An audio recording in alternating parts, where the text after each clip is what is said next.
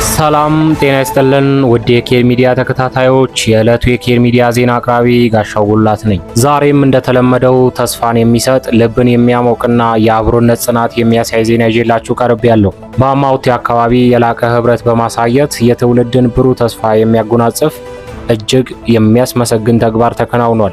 የአማውቴ አካባቢ የቲት ዘማች ማህበርና የአካባቢው ተወላጆች ለትምህርት ያላቸውን ከፍ ያለ ትኩረትና ለወጣቱ ትውልድ ያላቸውን የእንክብካቤ ተግባር አሳይተዋል።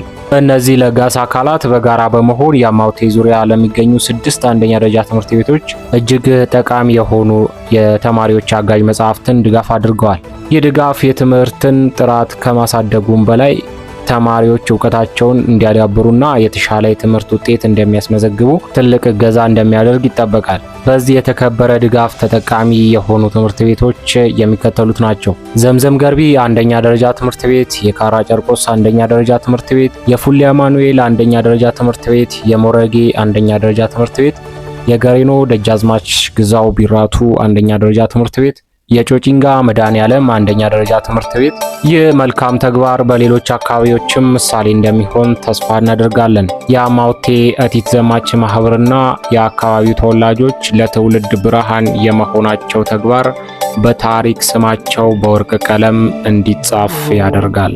ከኬር ሚዲያ የዕለቱ ዜና አቅራቢ ጋሻው ጉላት ነበርኩ። መልካም ጊዜ።